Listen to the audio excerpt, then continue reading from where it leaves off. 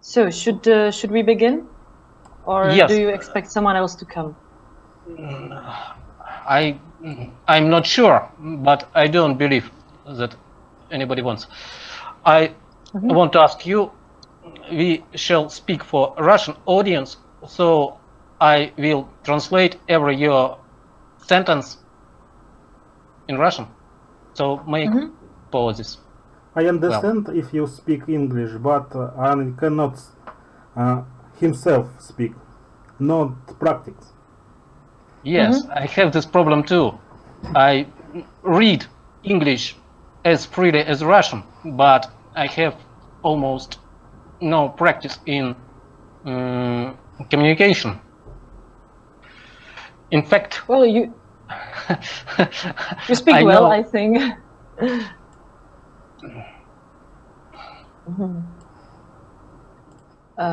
Okay, I don't know how many pauses should I make, so feel free to tell me if I'm after going every too sentence, fast. sentence by sentence, you shall translate sentence by sentence. I think it will be okay. Okay. Мы будем переводить предложение за предложением. Okay, I have your email in front of me, so I will begin with the history of our party, okay? У нее перед глазами мое письмо, в котором я задавал вопросы, и она начнет с Маркета. Да, надо представить наши гости. Это Маркета Грегорова, которая возглавляет отдел международных отношений Пиратской партии Чехии. Ну и я, собственно, I'm your colleague. I'm chairman of our department of international relationships. And here are Alexander, помаши рукой. He is member too. And here is Ilya. He hesitates to become our member or not. He is member of party, of course, but in committee, to enter our committee or not. Cool. So, hi. So. Я задавал вопросы о истории партии, о том, почему Маркета думает, что они добились такого успеха на выборах, что бы они делали, если бы у них было большинство в парламентах, и их отношение к международному пиратскому движению. I repeated those questions in Russian. Я повторил эти вопросы по-русски.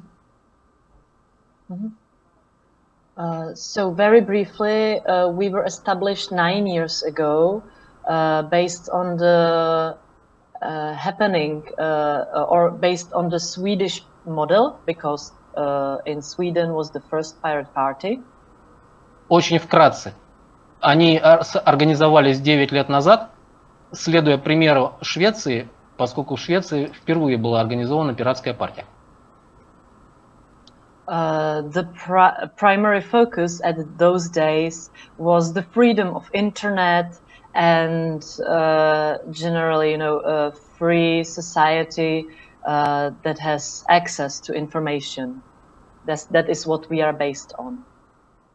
Главным центром и фокусом внимания в то время была свобода интернета и свободное общество.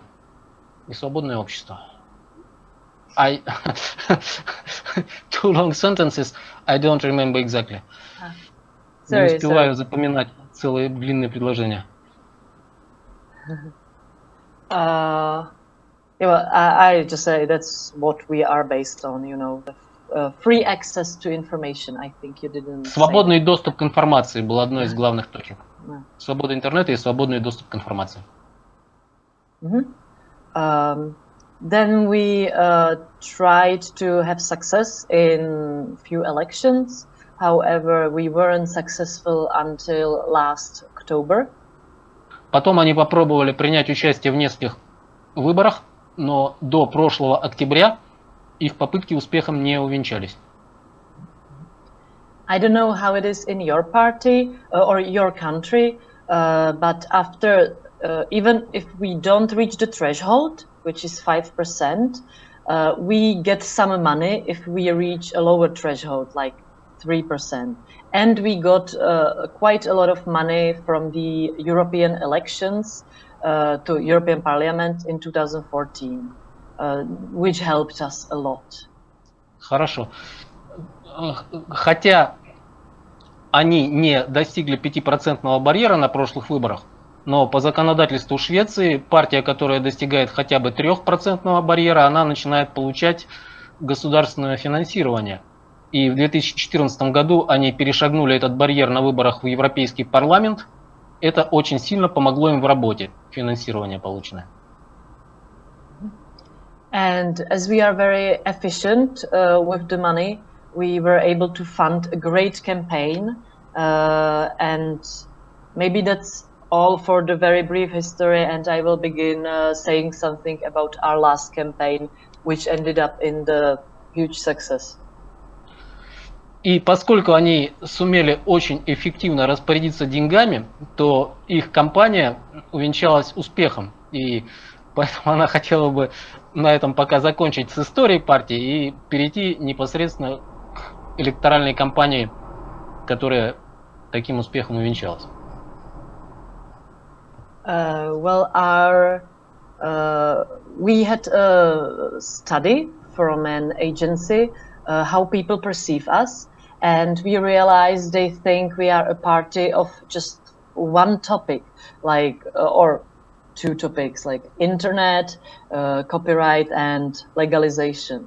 And we needed to change that if we wanted to be, perceived as established party. Они провели исследования среди людей, и выяснилось, что люди считают, что они зациклены только на нескольких вопросах: интернет, легализация наркотиков и копирайт. И для того, чтобы достичь успеха на выборах, необходимо изменить это мнение людей.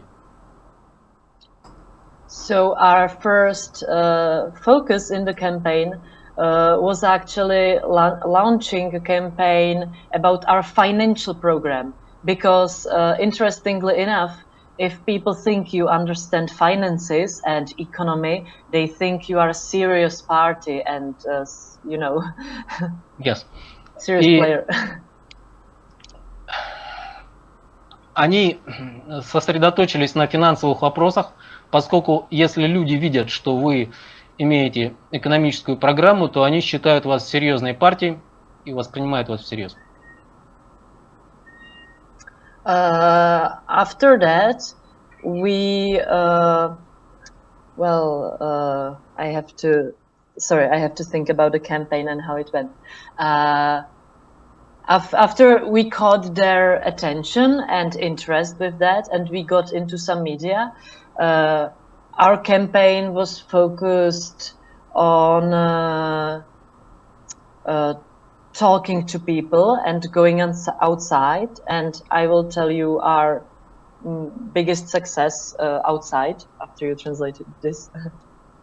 Sorry. Ну, после того, как они сумели привлечь внимание прессы и к своей партии, они вышли к людям, и она считает, что их успех был... What does exactly mean outside? What do you mean saying outside? Yeah, like that it wasn't focused on online, because we actually got success and success. Well, we had a lot of voters that are online, like on Facebook and other social sites, So we didn't really want to focus on them. We wanted to focus on those people who don't know us, who don't actually know who we are, which are those people that are not that much online, like older people and in villages, Thanks. Они вышли за пределы тех избирателей, которые были непосредственно в интернете и знали о них, за пределы социальных сетей, за пределы интернета. And we actually had a bus on which with which we went through the whole Czech Republic into all the villages, and we'll talk to people, gave them our newspapers with program and information. Они сделали агитационный автобус, на котором объезжали всю Чехию, в том числе деревни, самые мелкие населенные пункты, и раздавали людям печатную продукцию с информацией о партии.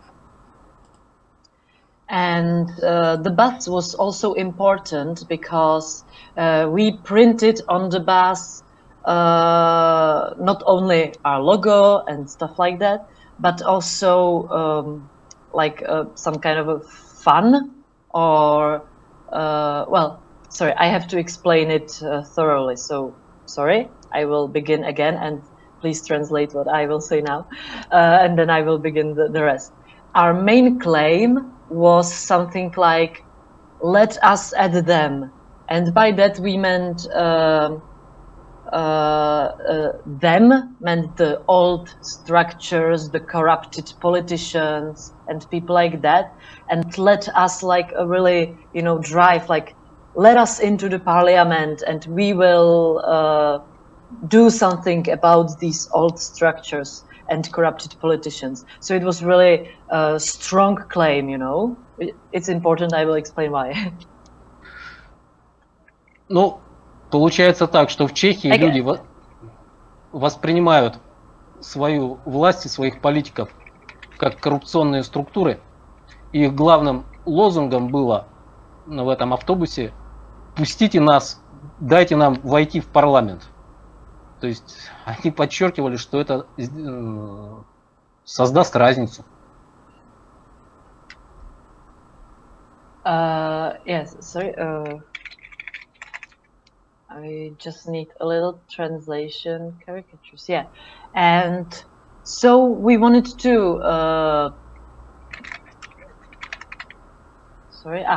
we wanted people to know about some corruption cases that weren't well known. So we put caricatures of some of those corruption cases onto the bus. Короче, у них было несколько известных коррупционных скандалов, связанных с политиками, и они разместили на автобусе карикатуры, посвященные именно этим скандалам. Yeah, and actually one of those people that we put on the bus, she was a highly established politician. She sued us in front of the court, and she lost because caricatures are allowed here. And it was, we got all the media attention that we didn't even wish for. It was really good because until then, media didn't write about us. And when she sued us, everyone wrote about it, and people were on our side, of course. Короче, на одной из карикатур была изображена женщина-политик, которая на них подала за это в суд. И она, во-первых, проиграла в суде, во-вторых, она привлекла широкое внимание общественности к их автобусу и дополнительно дала очки. Yeah, we call her our best volunteer. Они ее назвали своим лучшим волонтером. So we dealt with the two biggest problems that we had till then, that people don't know us and people don't know what we stand for, what is our program, by getting into the media like that, but it's a way. You need, or you. It's good to have even a negative advertisement, because you then get into the media. Bad advertisement, yes, we know that. Yeah. В общем, они решили таким образом сразу две проблемы. То есть поначалу люди не знали их, и люди не знали, за что именно они выступают. А поскольку нет плохой рекламы, то вот даже такая реклама пошла им на пользу. Yeah, plus for the second problem, we really made a readable, brief, good program, and we made a series of short animated videos so that people knew what is our program. And we began with the finances so that everybody thought or knew that we are serious. Yes. И они сделали еще вот что. Они, во-первых, переложили свою программу в короткие утверждения и сняли на эту тему мультики, анимацию, чтобы люди видели, что у них есть серьезные убеждения, серьезные пункты программы.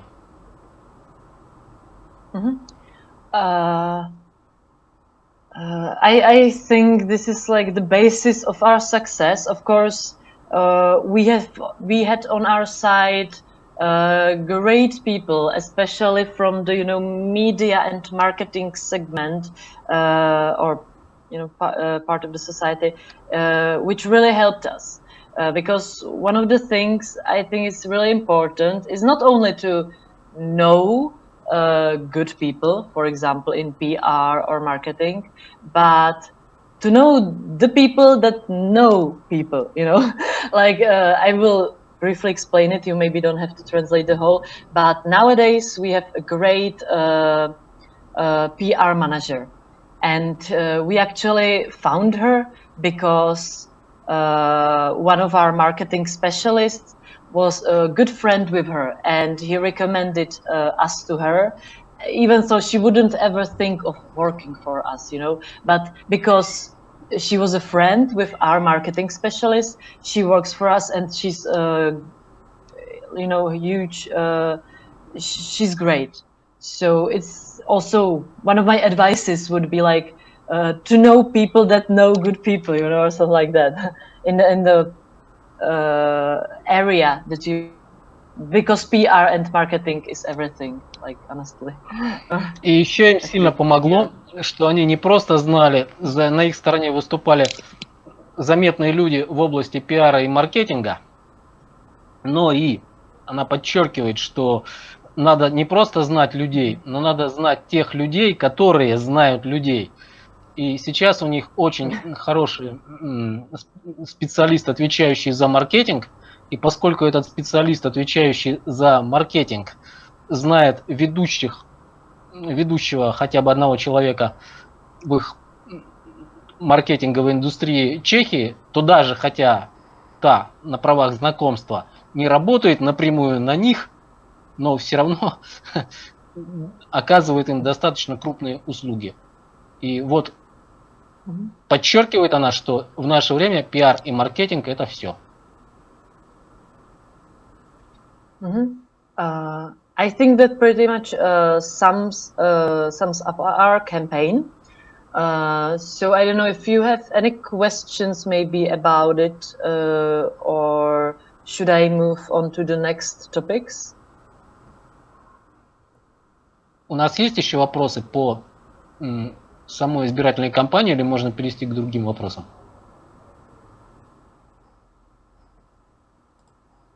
Думаю, в принципе, нету. Она хорошо все объяснил, как у них происходило. You explained very well. And you can go on. Well, it was brief, but it's pretty much it. Okay, so here's internal structure. Yeah. Well, we have nowadays we have within the party direct democracy. Она говорит сейчас о внутренней структуре и говорит, что внутри партии у них прямая демократия. How many people? Nowadays, how many members do you have? Nowadays it's like 800 Сейчас у них members, 800 but членов. but before the elections we actually had like 400 members. So after the elections it doubled. До выборов было 400, сейчас удвоилось количество. We have a platform, online discussion voting platform that is called Forum, and that is the place where we discuss everything within the party. У них есть платформа, которая называется Форум, и на ней они обсуждают все вопросы, которые возникают в партии. Yeah, which enables everyone to participate because it's online, so we don't need to meet in person. That is really essential for our work. И для их работы очень существенно то, что все могут там участвовать онлайн, не присутствуя где-либо. Можно один вопрос? Хотел Я спросить, а каким образом они назначают представителей? У них тоже это методом прямой демократии назначение происходит? He asks, how do you elect your representatives? Is it also the method of direct democracy or something? Yeah, I will get to it immediately. Она подойдет к этому. We have, well, the party structure is that all the members are the so-called General Assembly.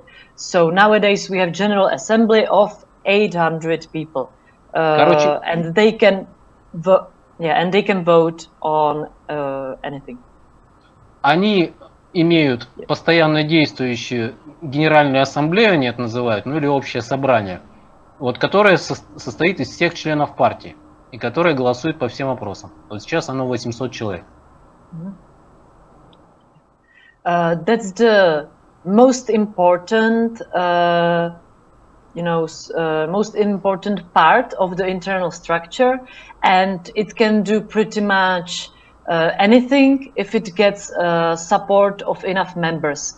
For example, I will get to it more specifically, but for example, we elect our party leaders, but we can also, all of us, to call them off. And it's up to the members, and you need to get some amount of support for your motion, but the General Assembly is the most, is above everyone, or is above all the other parts of the structure that I will describe now. Ну, у них высшим руководящим органом является эта Генеральная Ассамблея. Они не только выбирают на ней все руководящие должности, но у них есть и механизм отзыва в любое время, если предложение по отзыву соберет достаточное количество поддерживающих. Можно вопрос? Yes. Above. Has a question. Сколько активных членов партии участвуют в голосовании и дискуссии? How much active party members participate in all discussions and all elections? What is quorum? Yeah, well, I'm not sure about the voting quorum, or we don't have a quorum like that. A certain amount of members have to vote, but from the voting members, there, I think so. I'm not sure actually, but from the voting members, there has to be, of course, some amount for or some amount against to pass the motion. And as for the amount of active people, it depends on the importance of the elections. Like if it's an election of the board, like 60–70% of the members vote. If it's not that important, even like 40% of members vote. Короче. But I will explain later how it is. Yeah, sorry. Okay. Go on. У них нет понятия кворума. Есть только понятие, сколько проголосовало из тех, кто приняли участие в голосовании. В важных голосованиях порядка выбора партийного руководства участвует порядка 60%. В менее важных 60–70 даже, по-моему. В менее важных порядка 40%. However, so that because there's a lot of votings and motions and stuff that needs to be discussed, there is what we call a Republic Committee, which is like approximately 50 members. The General Assembly elects elects people into the Republic Committee, and these members vote and discuss not so crucial and important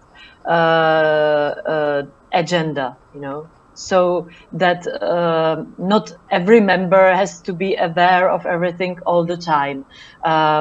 Plus, there's the system that each district or region in Czech Republic, there's 14 of regions, has a member that's in the Republic Committee. Plus, there are from the whole party who wants to participate, and we vote for them. And they are really important. And of course, the General Assembly can call them off anytime if they think they are not doing their job well or not representing their ideas well. That's for the daily agenda, you know, like, yeah. Кроме того, поскольку очень много есть вопросов, по которым надо голосовать, то они выбирают республиканский комитет, в котором около 50 человек, в который входят представители от всех регионов Чехии. Чехия делится на 14 регионов, ну и от всей партии тоже. И вот этот комитет решает по всем несущественным вопросам, хотя он контролируется Генеральной Ассамблеей в том плане, что любого из членов этого комитета можно в любое время отозвать. Можно тогда уточнение? Голосование как в комитете, так и прямое является тайным или явным? He asks, is the vote in first General Assembly and second in this Republican Committee open or secret? The vote, the process of vote. Well, it depends on the specific voting and topic and how they decide. Usually in the Republic Committee, or I think always, no, in the Republic Committee, it's always public, so that you know who voted how. Открытое голосование. But in the General Assembly, I think all of the votings are secret. А в Генеральной Ассамблее все голосования закрытые, тайные. But the General Assembly nowadays... Тогда, если представители секретно голосуют, как их можно проконтролировать? Нет, представители голосуют открыто. Все закрыто голосуют эти. Сама Генеральная Ассамблея всегда голосует закрыто, а республиканский комитет всегда голосует открыто. Ну тогда все. Я понял. Не нужно. He has no questions. He wanted to know if Republican Committee has closed votes, how you can control them. But then he understood that. Yeah, explain it. Thank you. Then we have the board, which consists of 4 vice chairpersons and 1 chairman or chairwoman, and they are well, their position is that they should how to say that? Well, they also vote on several things. For example, when the or no, I will explain it even with the heads of departments. So, say that we have a board with chairman and chairpersons, and then I will continue. Sorry. Так, у них есть еще, как бы сказать, типа президиума, который состоит из председателя и 5 заместителей. And then we have departments, administrative, technical, financial, international, and media, and personal. Sorry, so 6 departments. У них есть 6 Sorry, отделов. Yeah, I can repeat them. Окей. One by one. Administrative. Административный отдел. Administrative. Technical. Технический отдел. International. Международный отдел. Finance. Финансовый. Media. И связи с прессой. And personal. Типа Like human resources, you know. Типа отдел кадров. And which one did I forgot? Financial. Administrative, technical, media. Финансовый. Financial. Yeah, thank you. И финансовый. These departments have their leaders, like I'm the head of the international department, and they have teams of usually volunteers. But nowadays, when we have some kind of money from the elections, most of the heads of the departments are full-time paid. И сейчас, поскольку у них есть деньги с выборов, то большинство из глав этих отделов, они уже на полной ставке оплачиваются. Я хочу спросить, сколько членов... How many people are in your international department? Сколько человек в их интернациональном международном? Well, my international department is kind of specific because the main focus of the department is to, bring know-how from other pirates and actors in the world. Players, and to give them our know-how, and to have good relationships and stuff like that, and to be present in the international structures like European Pirate Party and PPI and stuff like that. So actually, it's kind of strange that it's a department because it should be more like one international coordinator, which it is right now. I have people that can go somewhere instead of me, and I have a team of translators, but it's very voluntarily, so the people go out and in, and my department is kind of strange. Короче, у нее департамент достаточно странный, поскольку в основном она справляется одна, хотя есть помощники, в частности команда переводчиков, но больше стоило бы назвать ее координатором международных связей. И с этими задачами, которые перед ней ставит партия, то есть информацию о других пиратских партиях давать, или наоборот, другим пиратским партиям давать информацию, что происходит в PPI, что происходит в Европейском парламенте. Со всем этим она справляется с помощью добровольных помощников, но не с помощью какого-то постоянного штаба. So generally the departments are for the internal processes within the party. For creation of the program, there are another groups, let's call them working groups, for specific topics. So I don't create program for international relations or something like that. That's the work of the working group. But yeah, it's not in the internal structures, so I didn't mention them yet. Ага. И кроме того, что вот эта постоянная структура, у них есть рабочие группы, в том числе, например, для Департамента международных отношений программу действий составляет рабочая группа, и которая не является чем-то постоянным.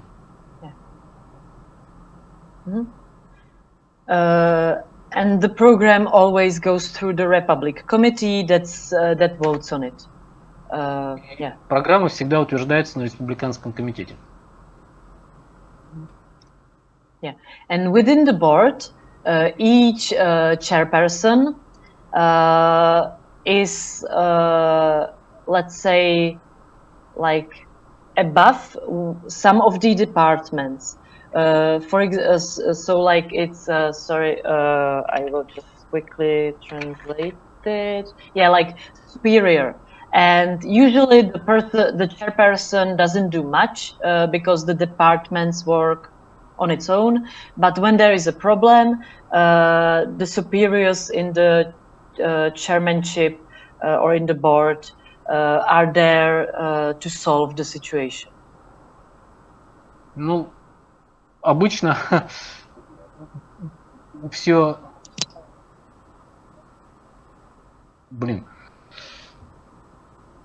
Обычно у них даже не требуют вмешательства председателя в дела отделов, но если какие-то проблемы возникают, то да, они выносятся на президиум, и там эти проблемы решаются. Also, the board represents the party, so they are the most known in the media. When there is some kind of a interview or something like that, it's expected that the board will go and communicate with the media. Ну и еще этот президиум выполняет представительные функции. Представители средств массовой информации лучше всего знают именно их, и по всем вопросам в основном обращаются именно к ним. Plus, one of their last things that they have to do is that they approve expenses from the budget that are above some financial limit. I think it's like 50,000 crowns, which is like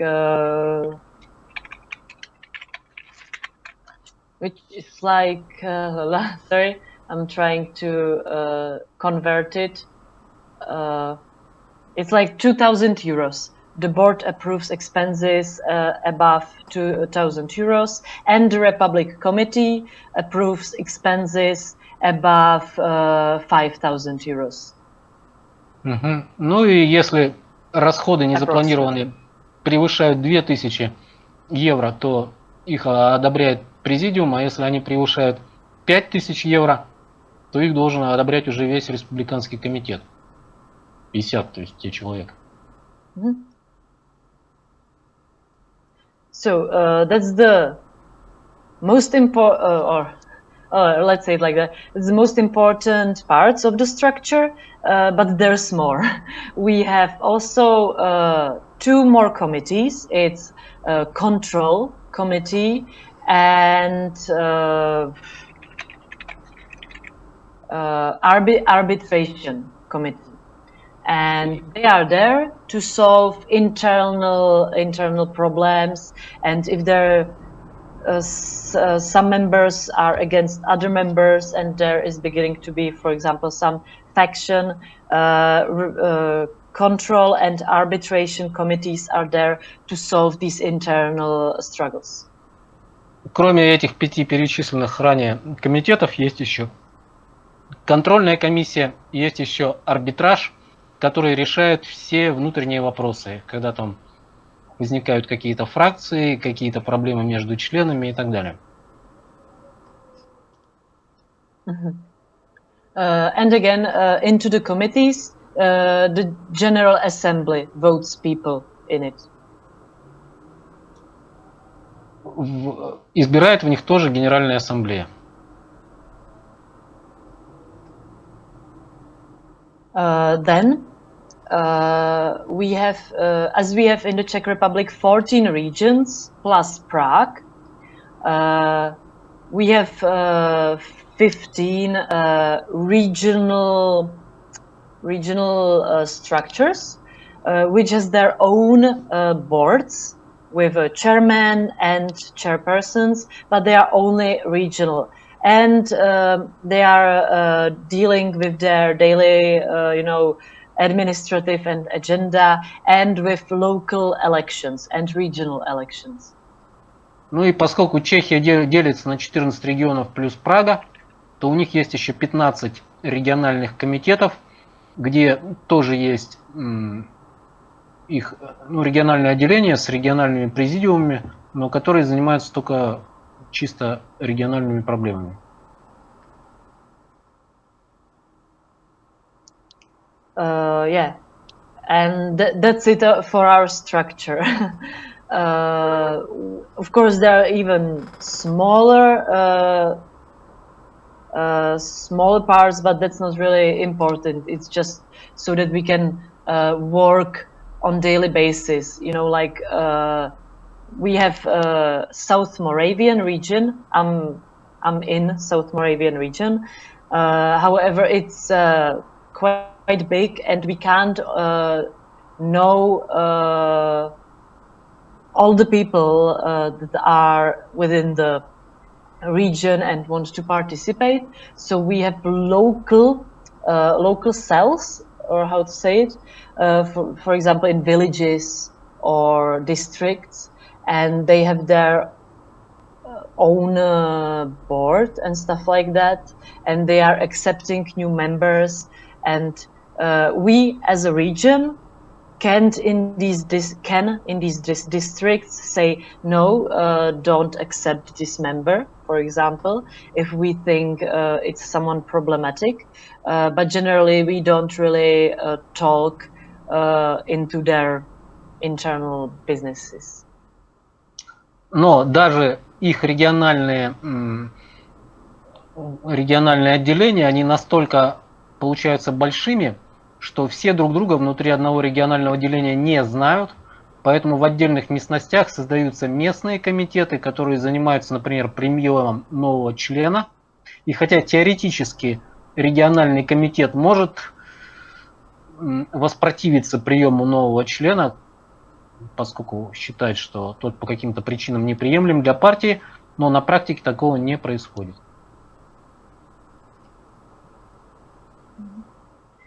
So that's for our internal structure.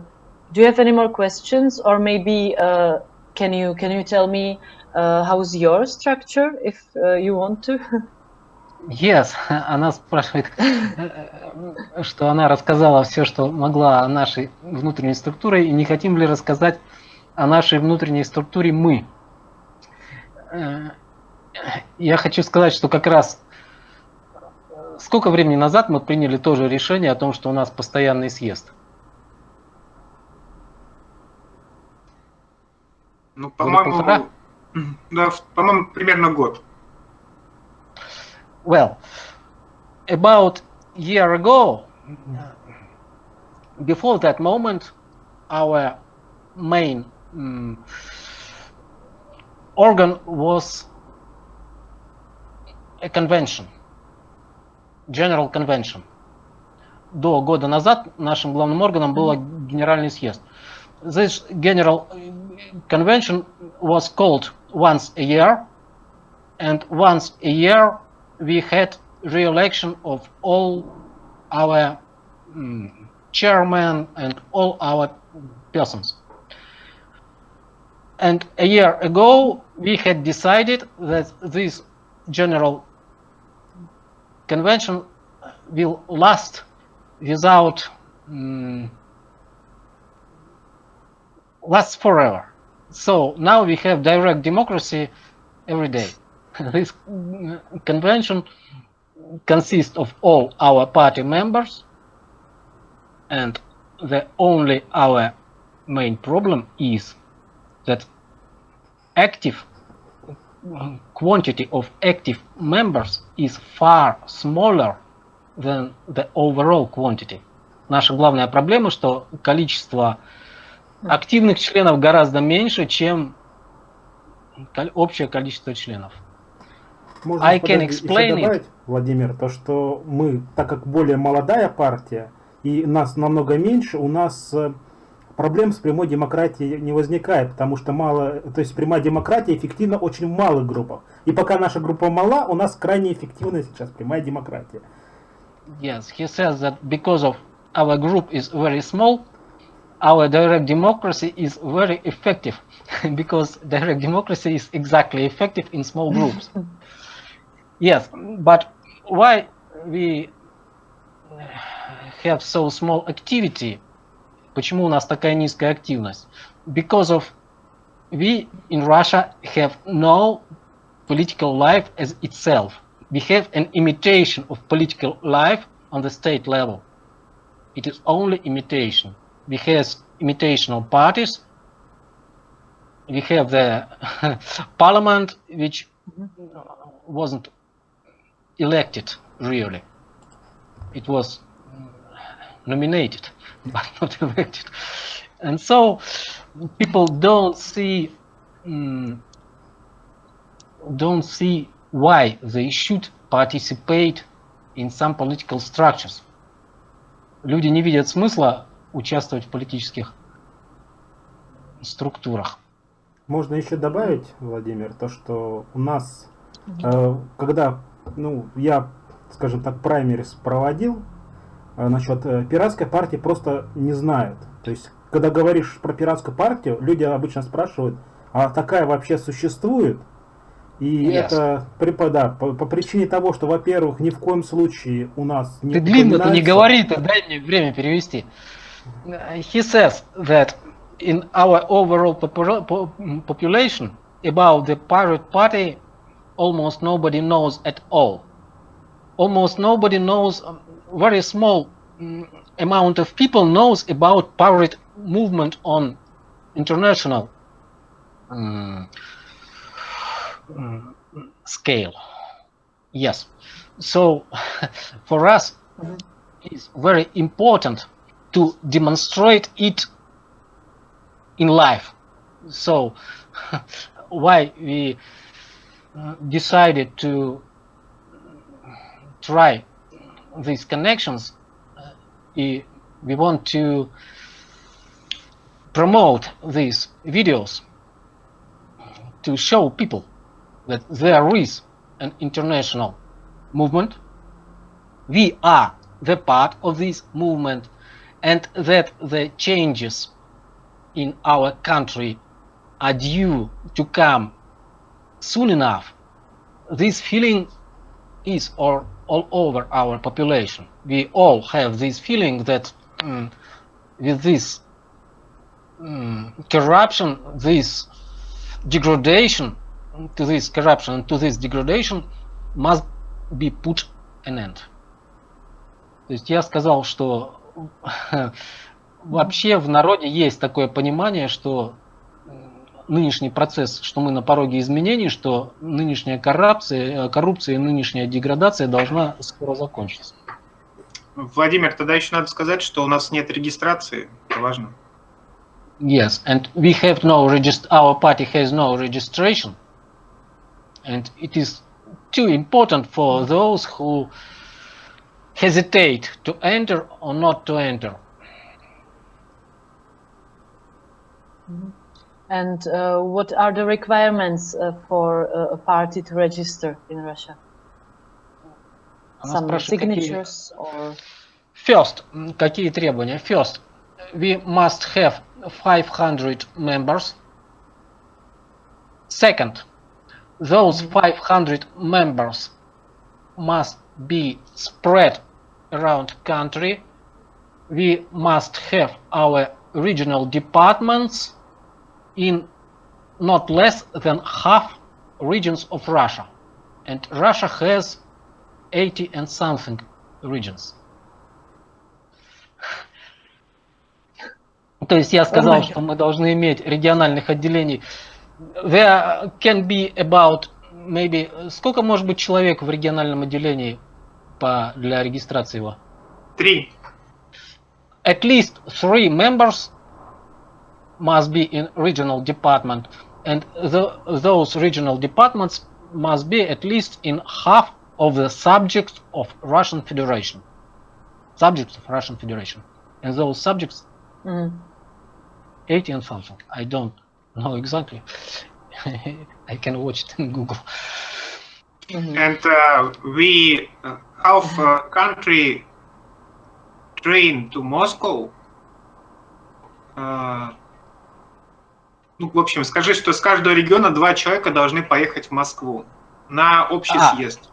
And to register, we should make an opening convention, registrational convention, and 2 members of every our department should go to Moscow. And then begins the process of registration. И потом начинается процесс регистрации. Wow, that sounds too much. Like, I'm not surprised they're not registered. We wouldn't be either, probably, because yeah, that's really harsh conditions. Exactly. On Saturday, we had a talk about the next try for registration, and maybe it will be next summer. Я сказал, что как раз в прошлую субботу у нас заходил разговор о новой попытке регистрации. Может быть, она будет следующим летом. Maybe. Может быть.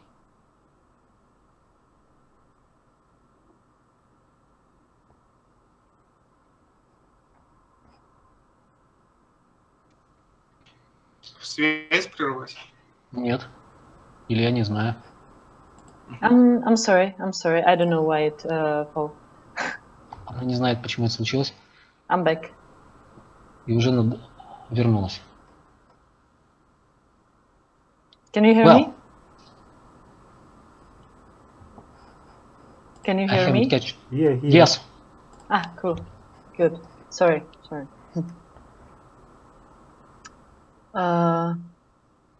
Okay, so I will continue, or do you want to add something about your structure?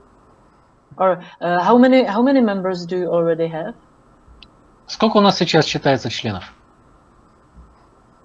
Около 150 или 200. Но это последнее повторное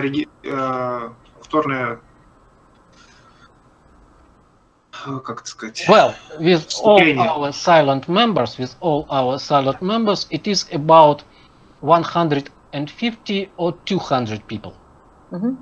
But really active are about... Сколько мы можем сказать реально активных? Не более 20, точно. Трудно сказать. Ну... Не более 20, я думаю, можно сказать. Это уже с небольшим преувеличением, наверное. Well, about 20 members are active. Yeah. And for Russia, it is a shame. We understand that for Russia, it is a shame, and we should do something to change this. And хочу сказать о проблеме нашего фюрерства в оппозиции.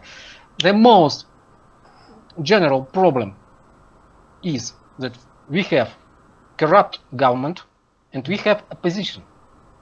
But this opposition is structured on exactly the same principles. One leader at the head and nobody from supporters has any voice at all. Leader is Tsar. and it is right for every oppositional force if we take them separately.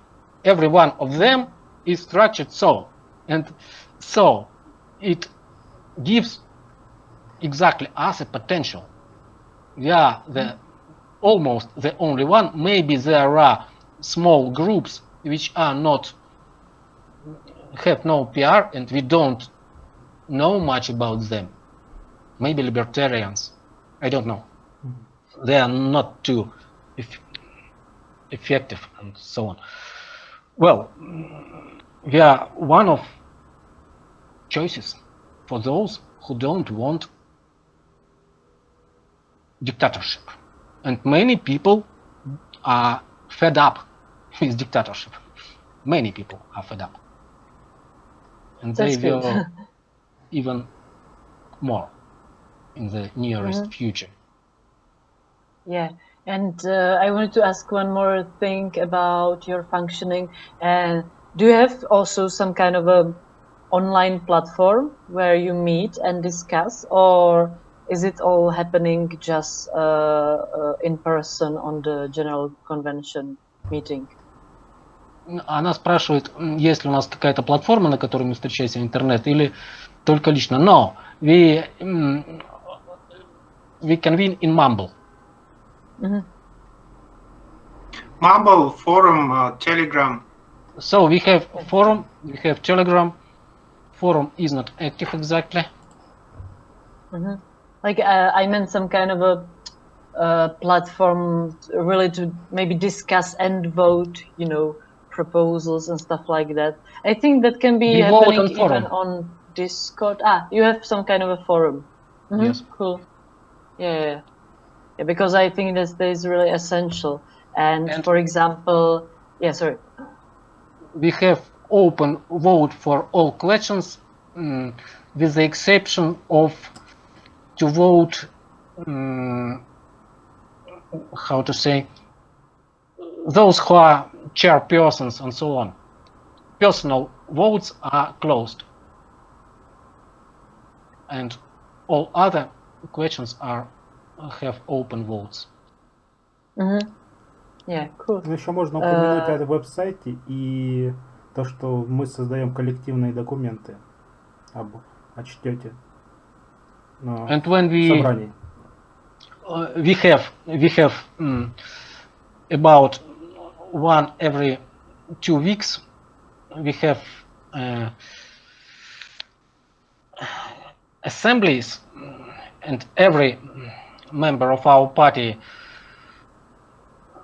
как сказать, has notification about them, but they are not too great in number. And it isn't Mumble.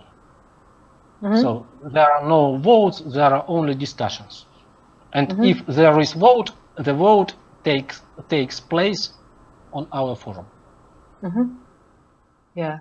What worked well for us is also have these kind of discussions, online, like in text, because people sometimes don't want to, talk like in person on a call on Mumble. They want to just write and maybe think through some proposals and stuff like that. And I think that worked well for us. We have a forum where people can discuss and actually upvote with, thumbs up discussion posts that they like, and thus we know what is popular opinion and what people support, and everyone can react to that. And I think it's well structured. But yeah, it's just a suggestion or a tip if you ever wanted to do something like that. Она нам предлагает сделать форум, поскольку многие люди любят именно в письменном виде, а не просто в устном что-то обсуждать. We have such a forum, but because of lack of activity, there are not too much questions which people treat as important, and they don't want to discuss. You have a political life in Czech Republic, and we don't have political life in Czech Republic. Our discussions are only discussions. We can have no possibility to influence the government, to make choices, to make decisions. We have no such possibility. Yeah.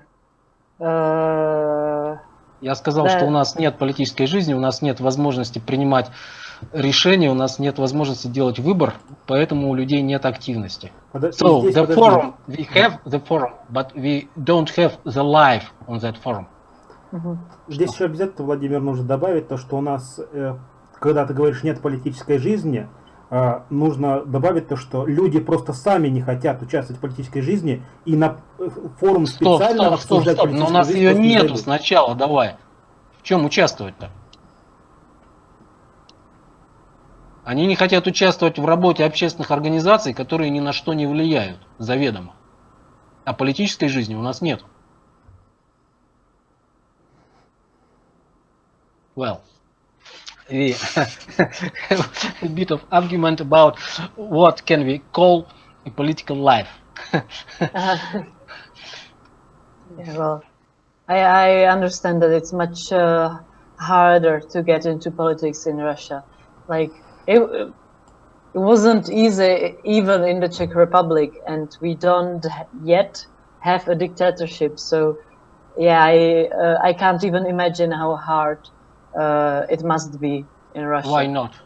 You had the socialist period. Sorry? You have had the socialist period. Yeah, but I don't remember that.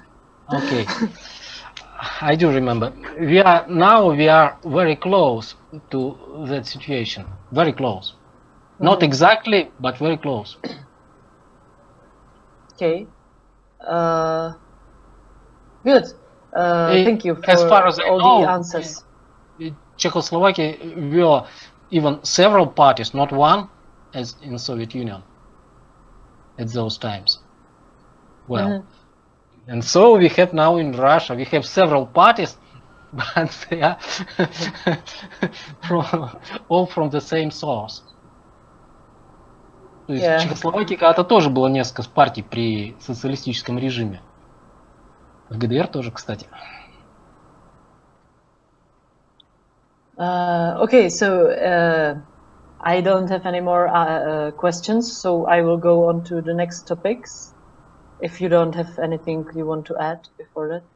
Если мы не имеем других вопросов, и у нее их тоже нет, то она перейдет к следующей теме. Okay. Okay. So you wanted to know what questions are we thinking and discussing right now? Yes. Maybe just a specification. Did you mean like in the parliament or within the party, or what kind of questions? For your party, are the most important questions not those which are the most important for all Czech Republic? You have more important inner questions. Inner. Okay. Well,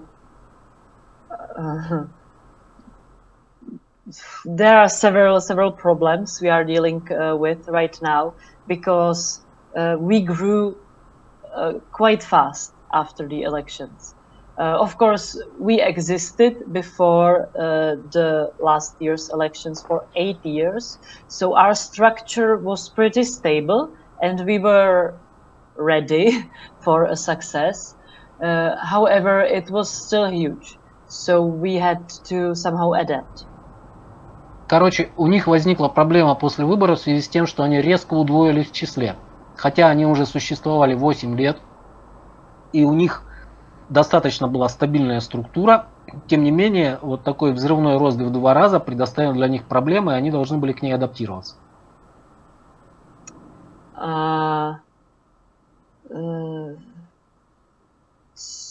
As I already said, the number of members doubled.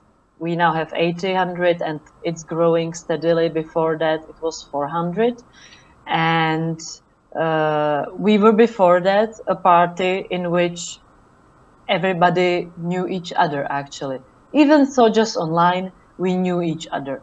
Nowadays, people know themselves just within their region, like people in Prague know their members in Prague, but no one really knows the rest of the Republic. Ну, если до того, когда их было 400 человек, они знали друг друга хотя бы заочно, хотя бы общаясь онлайн, то сейчас, когда их стало 800, уже друг друга знают от силы члены одного регионального отделения, не по всей стране.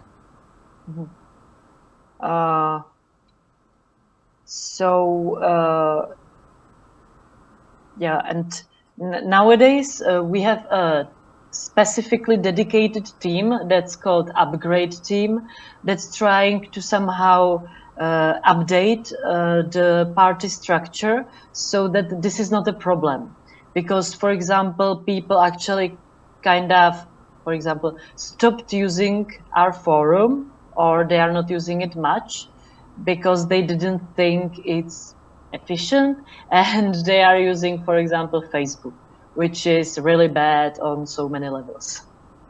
Вот. И у них сейчас есть специальная команда или рабочая группа, которая посвящается именно апгрейдингу существующих структур, потому что они сталкиваются с проблемой, например, когда люди перестают использовать форум, поскольку считают, что форум неэффективен, а начинают использовать, например, Facebook, ну, что получается гораздо хуже. The upgrade team is trying to implement a new platform on which everybody would discuss everything, and it would be user-friendly, and everybody would want to use it instead of Facebook, because that's a not working tool. It's a social tool, you know, so it's bad even from that point of view. And the upgrade team is also trying to update the department's structure and stuff like that, so that it works flawlessly with the parliamentary group.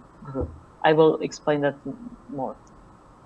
И их вот эта апгрейдинговая команда, она старается создать платформу, которая была бы удобной в использовании для всех и была бы более удобной, чем Facebook, потому что Facebook не предназначен для внутрипартийной работы.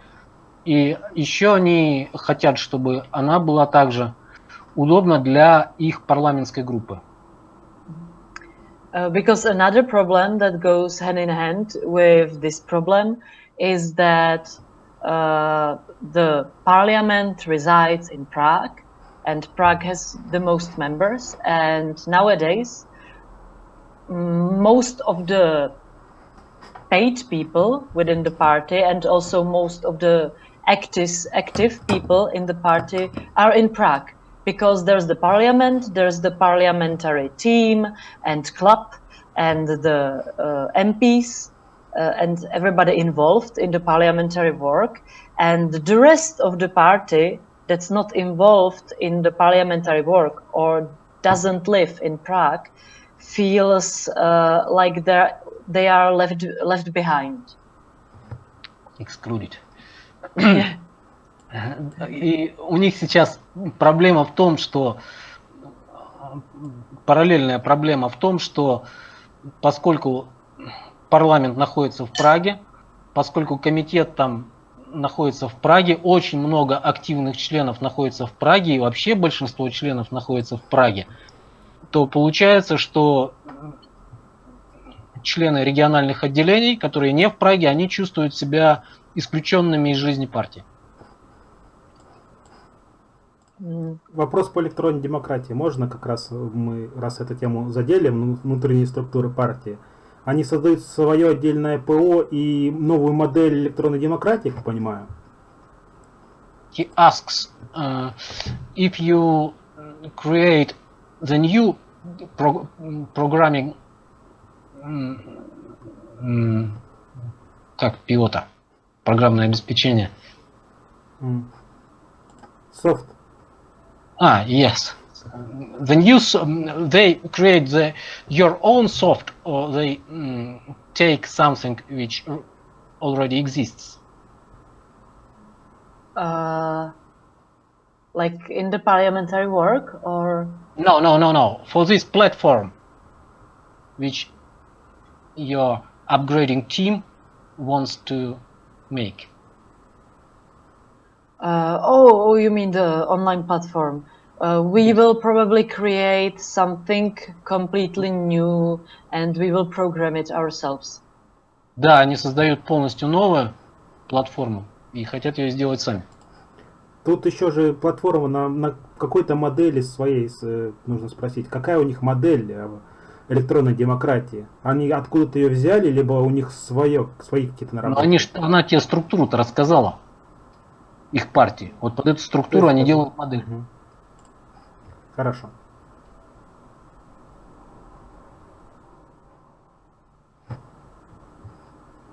Yes. Begin. Sorry. Continue. I thought it's another question. No. So yeah, these problems that we are growing too fast and that we are beginning to be Prague-centric are our main issues right now. And honestly, we didn't solve them yet, and I don't know if it's possible to solve them, but we are trying. And I think we are on a good track, but yeah, we are not done yet. It's still a problem. Ну, они сейчас решают эту проблему, и она надеется, что она решит.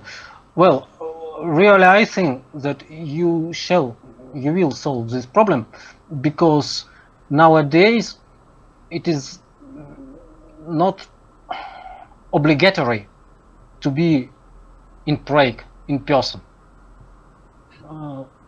I know that I think that online connection is as good as offline when you had met with that person at least once in your life. Well, after that you can communicate without personal connection.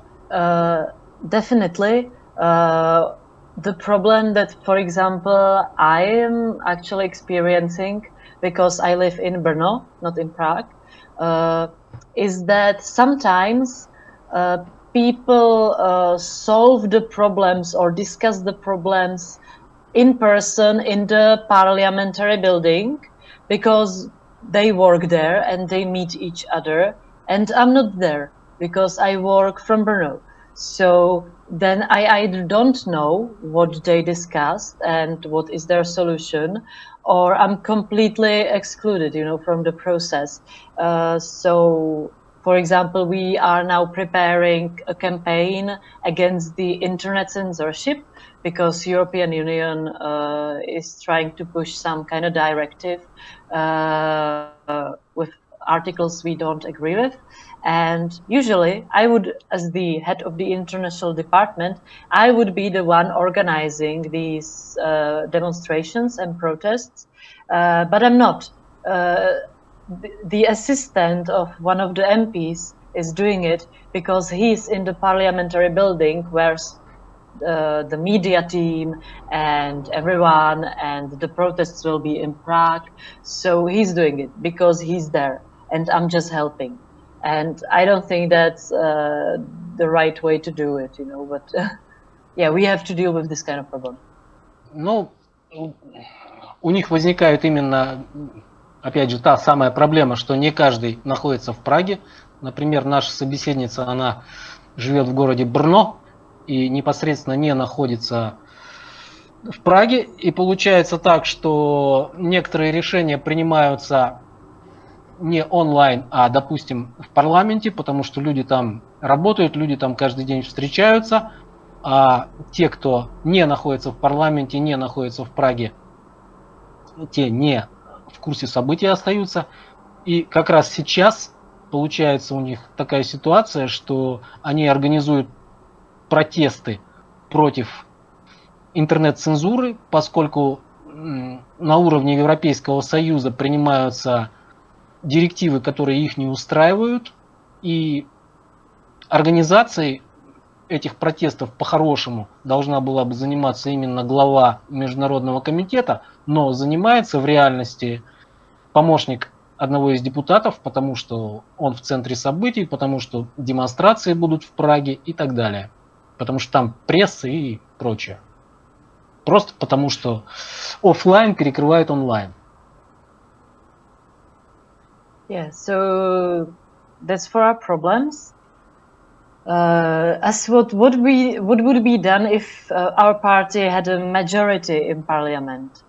You mean like what's our priorities? Yes. Program? Yeah. What would you make from your country? Is there any special plan? Сейчас мы перешли к вопросу о том, что было бы, если бы у них было полное большинство в парламенте. Я спрашиваю, что бы они сделали со страной, есть ли у них какой-то специальный план? Well, we are glad we don't have majority yet, because we are still learning everything. Even now, we realize how much we don't know about politics, but we are learning. And actually, the MPs that are now MPs are learning what to do once we have more votes in that case, so that they can be, you know, ministers and people like that. Сейчас она говорит, что даже они рады, что они не большинство в парламенте, потому что им, оказывается, надо очень многому научиться. Процесс показал, как многого они еще не умеют, и вот в этом процессе они учатся, чтобы потом был какой-то результат. And as for the program, well, there are some short-term priorities and, of course, long-term way or ideals we would like to push. Our short-term priorities are to make, I'd say it's 4 of them. One of them is to make the government, you know, less bureaucratic and more accessible. So some kind of a e-government, but of course not just voluntarily, but, you know, to make it easier for people to interact with their MPs and governments, even the local ones, so that people can really participate. It's not just about administration, it's really also about participation. So opening up the government is one. Короче, если говорить о краткосрочных приоритетах, то первое из них – это сделать для людей доступным участие в управлении государством не только на высшем уровне, но также и на региональном и на местном. То есть путем электронного правительства и прочего, и прочего, и прочего. Именно вопрос участия людей.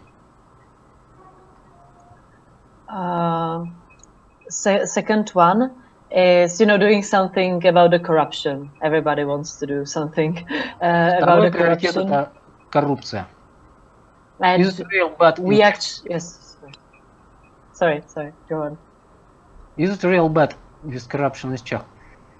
We had a more ideal picture of European countries here in Russia. No ideals. And we actually have some methods and mechanisms that we are applying to ourselves, and we'd be glad if it was applicable also on the state level. For example, we have a register of lobbyistic contacts, or generally contacts, so that if someone from our party discusses something with some lobbyist or someone from another party, or anyone who wants something from him that is related to his position within the, you know, politics, we write it down, and we write it down even with what we got from the meeting and what we gave.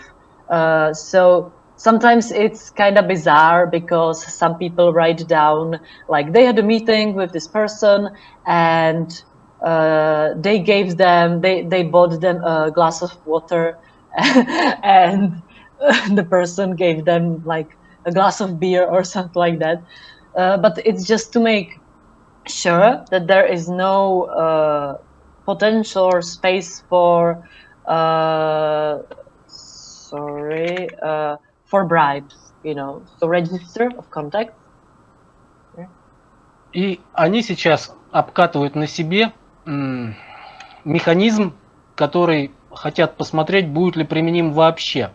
То есть каждый член их парламента ведет запись всех встреч, с кем бы то ни было, кто пытается, лоббисты, кто пытается как-то повлиять на них, кто встречается с ними из-за их статуса, и записывает содержание просьбы и что было в процессе этого передано. Хотя тут дело доходит иногда до смешного, что один другому там дал стакан воды, а другой этому купил стакан пива, но тем не менее они стремятся исключить даже потенциальную возможность взятки во время таких встреч. And we have other mechanisms, but I won't go much into detail because I don't also understand how they work. But that's the second thing. Third one is definitely education and educational system and schools, because we are in new age of information, you know, internet, online. People receive all kinds of information and they don't know how to work with them, because until now they thought that everything that's written is true, because there were one newspaper or something like that.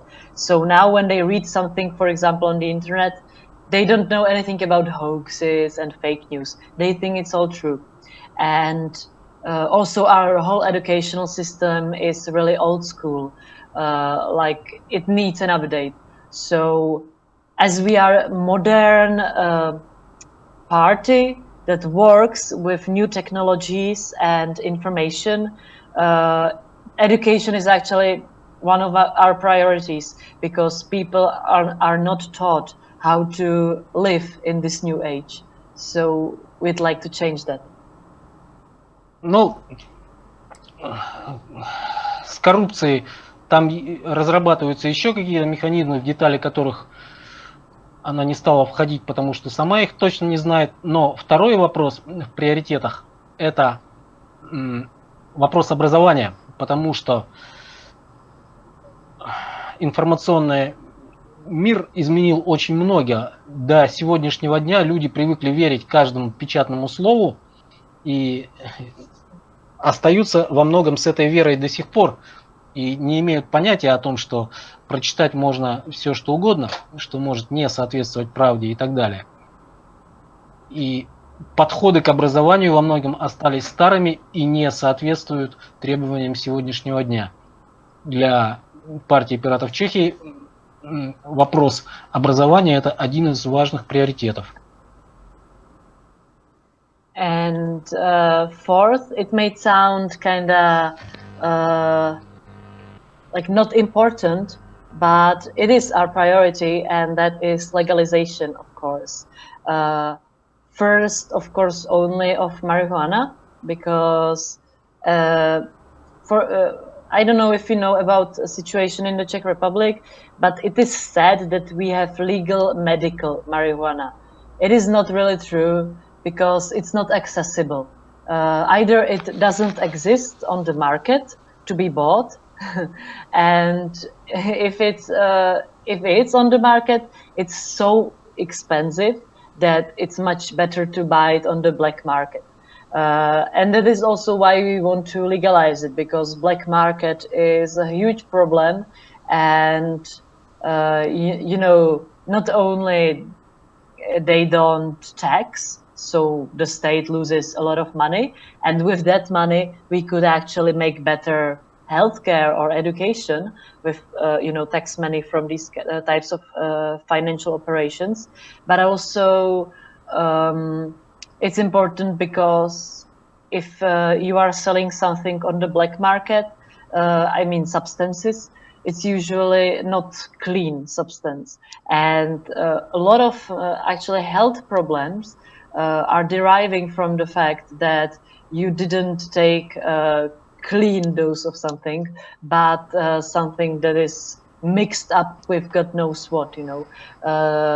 So our focus is legalization because it's a problem of the whole society on many, many levels, and we think that if we change this, we actually kinda change how people perceive things, you know, that they won't be so conserved in their ideas, and then maybe they would also start to think about other things more, you know, because thinking is the point where we want to get with society. Thinking about И следующий пункт, которым они тоже придают значение, это легализация хотя бы марихуаны, потому что на сегодняшний день, хотя в Чешской Республике считается, что разрешается использовать марихуану в лечебных целях, но на самом деле на рынке ее нет. Если она есть, то она очень дорогая, и реально людям приходится обращаться на черный рынок, а это сразу влечет за собой несколько проблем. Во-первых, черный рынок не платит налогов, которые могли бы идти на пользу государству. Во-вторых, одна из важнейших проблем – это то, что на черном рынке вещество редко бывает чистым. Ты покупаешь неизвестно какую смесь чего и с чем. И это дает дополнительные проблемы, которых можно было бы избежать путем выведения этого в легальное поле. И кроме того, они считают, что сам момент легализации раскрепостит людей, даст им возможность более широко смотреть на вещи, поскольку именно способность человека думать – это самое важное его качество. So that would be our 4 priorities, I'd say, in the parliament if you had the majority. As for the long term, I mentioned, well, I don't know how you perceive, the pirate movement and stuff like that. And I actually know that my position is not the position of the whole party, but I think that the pirate parties, in their substance, once they accomplish their goals, they can actually cease to exist. I will explain it, because I think every party has some kind of ideology, like left, right, center, whatever you call it. They have opinions and they represent those opinions, in the society. I don't think that pirates really have ideology in this kind of sense.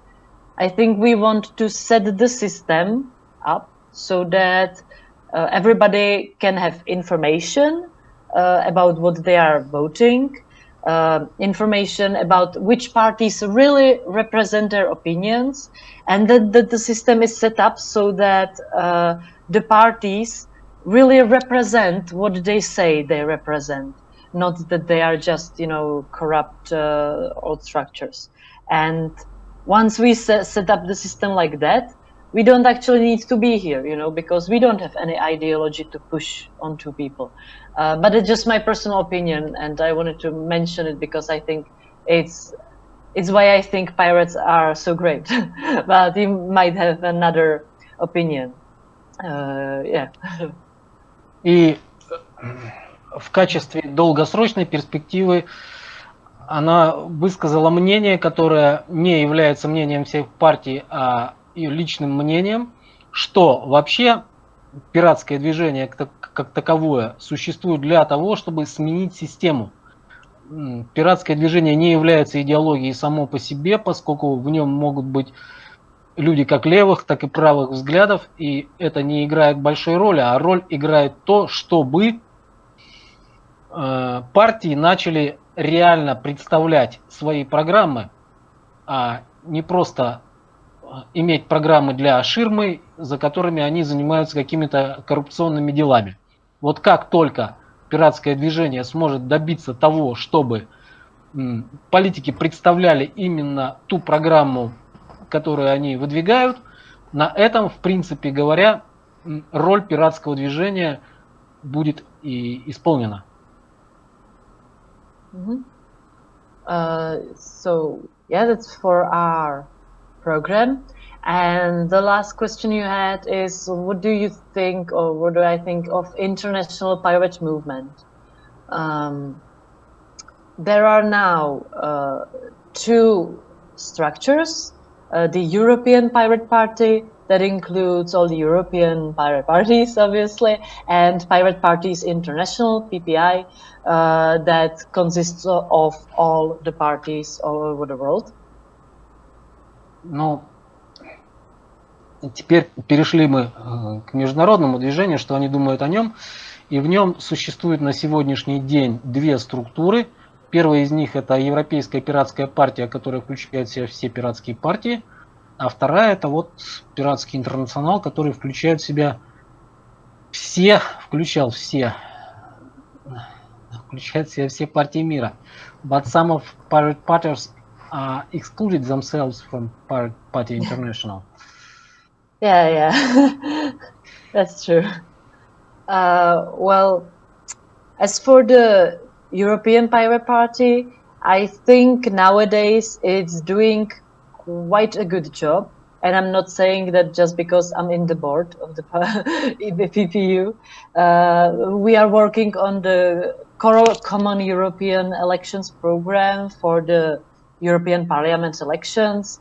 And we are somehow trying to establish ourselves. We were, for example, registered finally after 4 years. So we are somehow making a progress. So for PPU, I'm kind of satisfied. Ну, если говорить о именно Европейской пиратской партии, в руководящий орган которой наша собеседница входит, то она считает, что ее деятельность вполне успешная, поскольку... Блин, я не успеваю. So long sentences, I don't exactly... Sorry. I remember only the whole concept, but not the details. Let us make pauses under every sentence, and I shall translate by smaller pieces. Yeah, sorry. I said I'm satisfied with PPEU's work, and we are working on a Common European Elections program for the Они работают над программой совместных выборов в Европейский парламент, как я понимаю, in European Parliament. And I think 2 months ago we will finally, after 4 years, registered. So we are establishing ourselves and can begin some work. 2 месяца назад они прошли процесс регистрации после 4 лет существования. И тоже она считает это нормальной вехой, после которой что-то должно начаться. As for the PPI, the Czech Pirates are part of it, but, well, yeah, translate it and I will think of. Что касается PPI, то они в нем, конечно же, участвуют. Well, we are not active at all in PPI. Но они в нем активно не участвуют. And I don't know what is their agenda right now, but I'm interested in their agenda, and they will have a General Assembly in November, as you probably know. No. И, короче, она, хотя ее интересует, какая у них повестка дня в PPI, но на самом деле она не знает, какая там повестка дня, кроме того, что в ноябре будет Генеральная Ассамблея. And I would like to discuss there what is actually PPI doing, why do they need money, and for what, and if I am satisfied with the answers, like that they want to do something important, the Czech Pirates will help them. But I don't know what to expect, because I'm not included right now because I don't have time for watching PPI. И по состоянию на сегодняшний день наша собеседница хочет пообщаться с представителем PPI, хочет узнать, чем именно они занимаются, почему им нужны деньги, и если она будет удовлетворена этими их информацией, которую они дадут, то чешские пираты их поддержат, но на сегодняшний день она не знает, чем они занимаются, она не включена ни в какую работу, и вот так вот дела обстоят. So our main priority is PPU, and I will see what will come of PPI. By the way, it will be in Munich, in Germany, on 3rd and 4th November. And I think you can definitely participate online if you were interested. Yes, of course. Okay, so that's it from me according to the questions in the email. But now we can discuss whatever you'd like now. Это она ответила на те вопросы, которые я задал в письме. Сейчас мы можем обсудить любые другие вопросы. У меня тогда есть один вопрос. Вот пиратская концепция пиратских партий – это устоявшаяся концепция или она будет развиваться? Если она будет развиваться, то куда? What do you know about the whole concept of pirate movement? Do you think that it is an established conception or it will develop? And when, if it will develop, where? To what direction will it develop? Well, the whole pirate conception as we know it is there for already 10 years.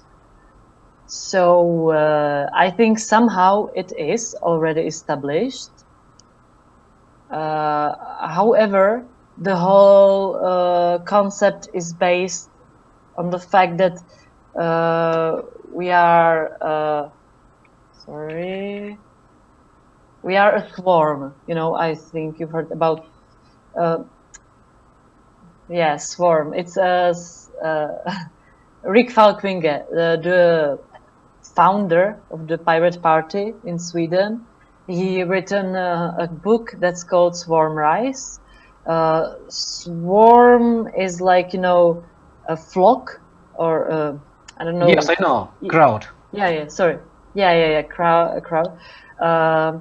And well, the swarm is a life concept and organism. So of course it moves all the time and it evolves somehow, but it's impossible to say where and how. Maybe there will be too many people and the swarm will stop functioning and the whole pirate movement will die. Or will the swarm ideology will transfer and go into the society, and everybody will start cooperating like that, and then we'll all live happily in a utopia. But I can't really say. But I think the base is swarm, and I like that actually. We are not a company.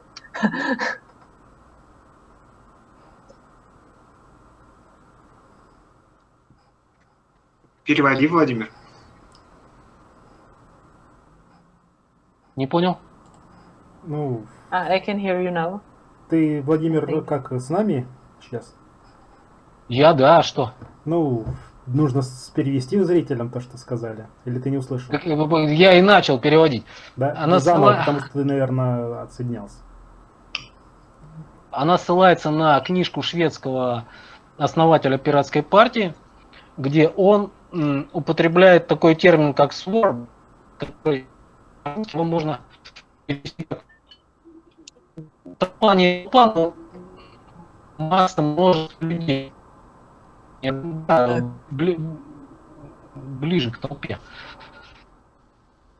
И невозможно предсказать, как будет развиваться толпа. Толпа совсем точно прикол. Масса, наверное. Перевести невозможно, в смысле, невозможно запрограммировать, предсказать, как будет развиваться масса. Может быть, она вообще растворится. Может быть, ее идеи овладеют всеми людьми, и тогда мы будем жить в утопии. Ну, вот так вот. Короче, своего мнения нет, но на этот счет написана целая книжка. Давай тогда сейчас тоже я один вопрос задам, так как она уже говорила, то, что Пиратская партия Чехии начинала свой путь с того, чтобы с идеей, то, что информация в интернете, да и в принципе должна распространяться свободно, то вопрос вот такой, что они в Чехии думают по поводу частного, то есть права собственности на информацию. Может быть, они за отмену полностью частного права на информацию. частной собственности на информацию. Опять же таки, здесь ни в коем случае я не говорю то, что производители деньги не должны получать. Они должны получать деньги за продукцию, но... Вопрос. Да. Не мнение, вопрос. Да. Отменять ли частное право, частную собственность на информацию? He asks, what do you think about the private rights on information? Should it be abolished entirely? Private rights on information. Private property rights on information. Well, I'm not an expert, but just from hearing it, I definitely think that information should be always free and to be shared with anyone. Like, I don't know if you'll agree with me, but I, for example, support people like Snowden because information and censorship is always bad. Yeah. I can say ideologically, we in Russia live in pirate country. Nobody recognizes the author rights. Exactly. Nobody wants to pay for information.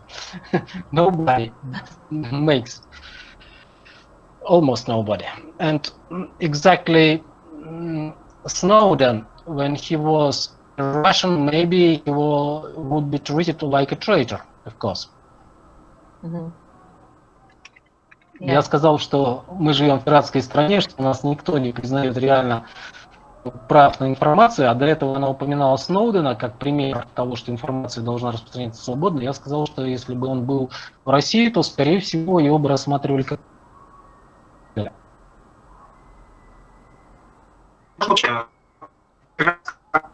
Рассматривает термин как собственность интеллектуальная. Есть, то есть интеллектуальная собственность — это существующее для них, или они хотят полностью изменить? About opinion Czech party on intellectual property. This notion must continue to exist, or it must be abolished altogether. I see. Well, I'd really love to answer, but I'm not too good in this. Like I know it's one of the main concepts of the pirates, but хотя это really одна из главных концепций пиратов. Complicated issue. I know that we generally are against big corporations that stand behind some authors, because the authors don't profit from this, only the corporations. We want the money back to the people, the authors, but we don't want monopolies and these types of corporations to take away the author's money and then claim we, the pirates, are taking away the author's money. Because ironically, most people I know that are going into cinema are my friends pirates. So we support authors and movies, and we don't just download, and we are for new methods like Spotify and stuff like that, where you can pay some, or Netflix, HBO Go and stuff like that.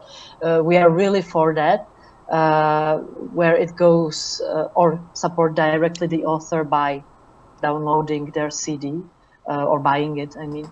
But the problem is that the big corporations don't often give these types of options, and Thus, if we want the information or whatever we want to download, we have to pirate it, actually, and we don't have the option to buy it. So we are more for updating the whole system, because we are in the 21st century, you know. There are options to do that. Just the corporations are too old school. Ну, в общем, свести кратко, в настоящее время чаще всего прибыль достается корпорациям, а не самим авторам. И с этим надо бороться, хотя, если взять на проверку на живых примерах, то многие, даже члены партии пиратов, они ходят в кинотеатры, они просто скачивают фильмы и таким образом поддерживают корпорации, а не самих авторов. И в 21 веке надо как-то это все реформировать. Well, я хочу спросить как раз про наш образовательный проект. Собираются ли они, думают ли они в Чехии сделать открытое и доступное образование? Well, I want to ask about education. Do you consider the platform on the state level with open educational program on various topics and the system of examination which would be acknowledged by state? So the whole theory is online and the examinations are offline. So such system. Whether we support it? Yes. Yeah. It is very cheap. It is more cheap than to give this theory in every single university, every single, for example, mathematics. Mathematics is one for all.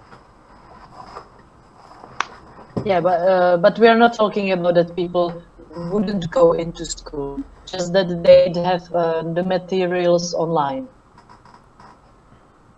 Or I sorry, speak, what do you? no, not as exclusion of something, but of giving the additional option. Я говорю не об отмене чего-то, а дополнительной опции. When maybe it is not exactly for those who are in school age,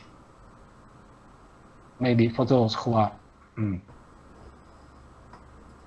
a bit elder, but he won't have additional diploma, or maybe he didn't have it at all.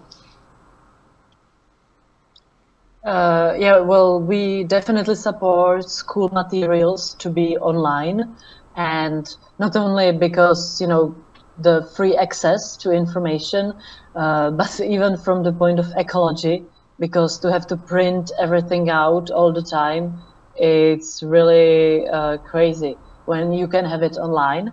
And it's getting better, but it's still bad. Plus, for example, the directive about copyright from the European Parliament I was talking about, which we are against, has an article that would actually make it worse for sharing study materials online because of copyright. So we are really against that, and we want everything to be accessible to everyone. Yeah. And well, even, but when the Czech Ministry of Education will make it by itself, then the problem of copyrights doesn't exist. Yeah, well, I don't think a ministry can make a study book or something like that. It's always some kind of expert in the field that makes the book. Isn't it so? Like, ministry can't, you know, create books because it would sound like a Ministry of Truth from 1984. No. As far as I know, the ministry approves or disapproves. Oh, yeah. But there's always some kind of author behind the book. some specialist in the field of Yes, language or math that creates the book. Yeah. And the materials. It's never the ministry that creates it. That's why there's problem with copyright, because the authors, of course, want some kind of a reward from the fact that the school system or the state uses their book for education. Well, but when this reward is from the whole nation, it is very cheap for everybody. It is very cheap to have the one textbook for the whole nation than to have several. For example, when we go to mathematics, the main body of it was created in 19th century, I think, and there are no copyrights at all. The theorems and so on are the same. But you shall have the official course that is, how to say it, approved, and you the main thing is not only to have this course, but the system of examinations that are recognized as valid, and that's all.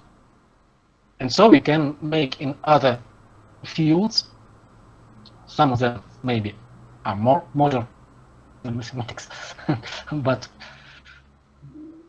the point is the government has possibility to make education cheap,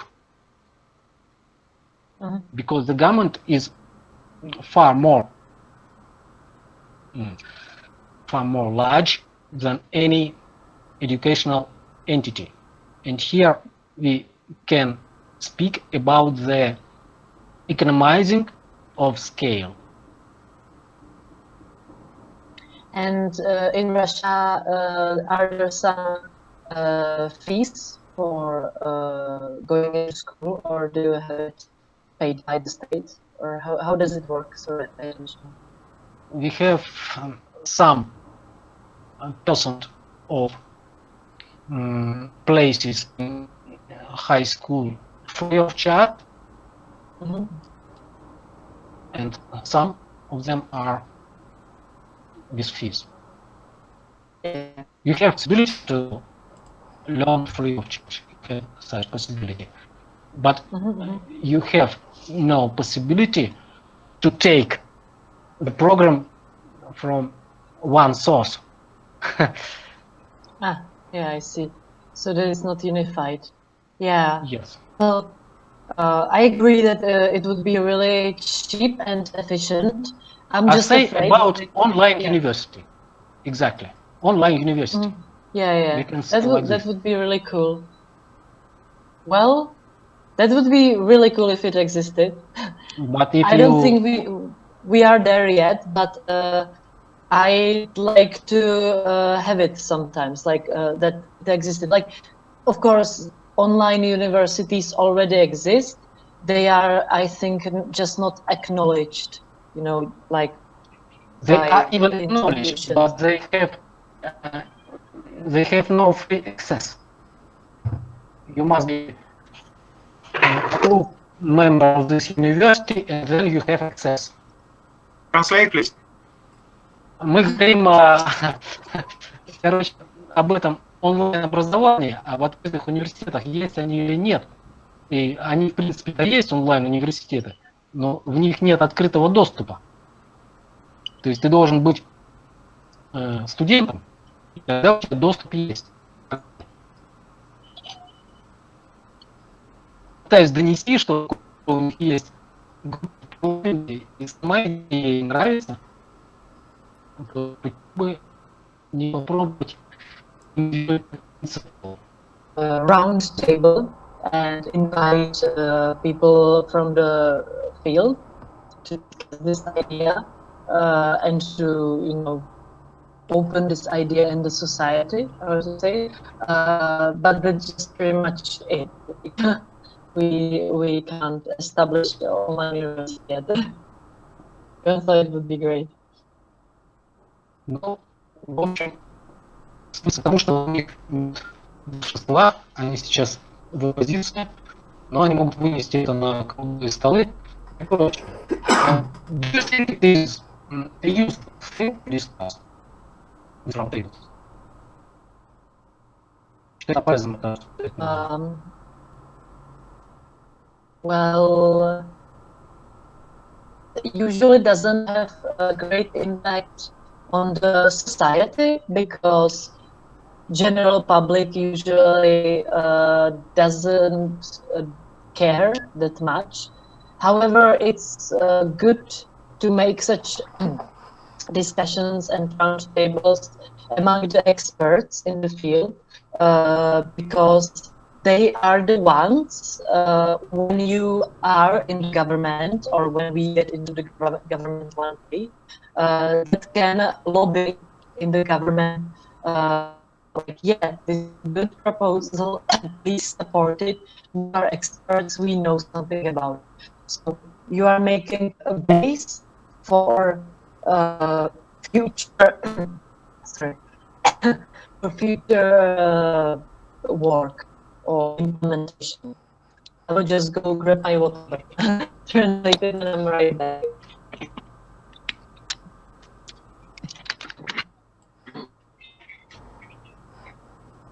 Так, у меня последние минут 5-10 качество связи очень низкое. Так что не уверен, что там что-то получится. Ну, я на самом деле все как слышал, так и слышу. Значит, у меня в сигнале проблемы. Но если у Ильи есть, он же записывает тоже. Так что можно смонтировать будет от Ильи.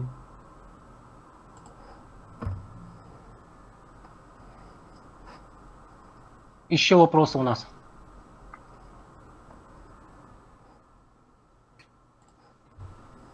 Ну, мы уже 2 часа говорим. Я думаю, что уже все устали, да и видео получится большим. Я бы хотел лучше бы встретиться еще раз. Так что перейдите, что лучше бы встретимся еще раз, чем затягивать.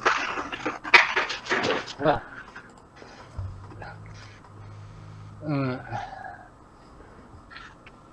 The opinion is that our session is long enough, and what do you think about not to make it longer, but to meet some other time when it will be convenient to you, and then discuss maybe something else or so.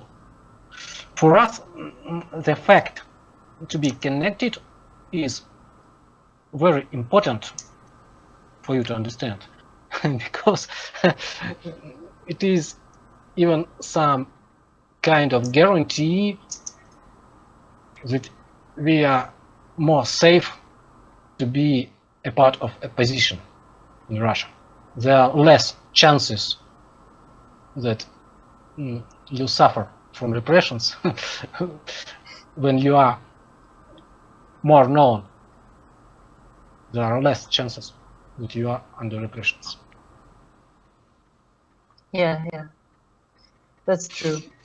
Well, I hope that this was at least kinda useful for you, and I definitely like to meet some other time. Maybe you can even again write me down some topics you'd like to cover, and I can prepare myself so that I don't say, I don't know, sorry, and then I can really answer everything.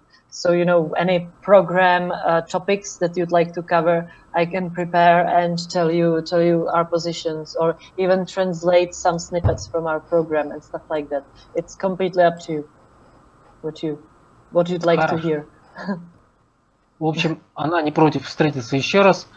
Мы должны только подготовить какую-нибудь, тему, чтобы не оказалось, что мы ее чего-нибудь спрашиваем, а она не знает. И чтобы в ней было время подготовиться. То есть подготавливаем тему и устраиваем новую встречу. Хорошо. Well, I want to thank you for your time.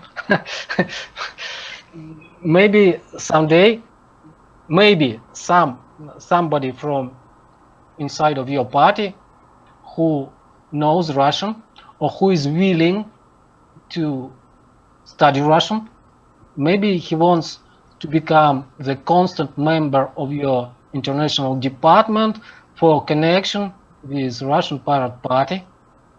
I promise from my part that I can take steps in front, ahead, and learn some Czech. I know Serbian, for example, well enough to understand it.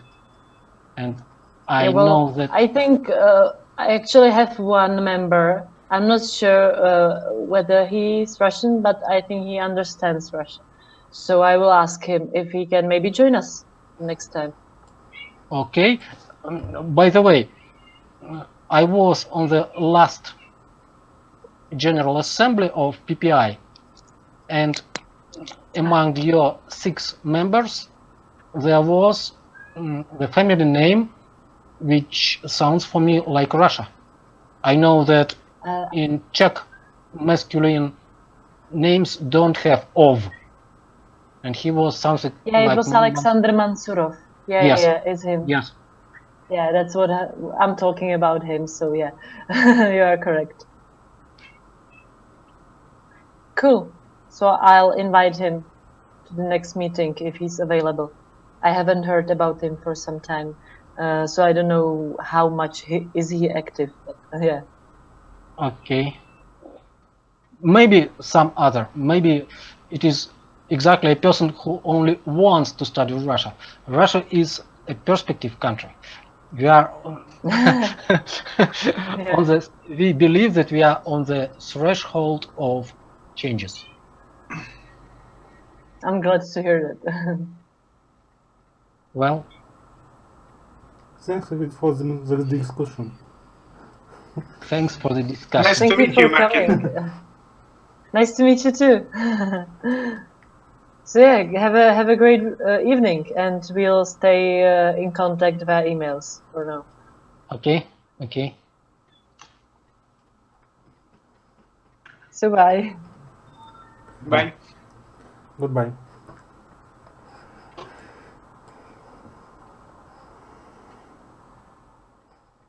Так, чё? Я запись остановил.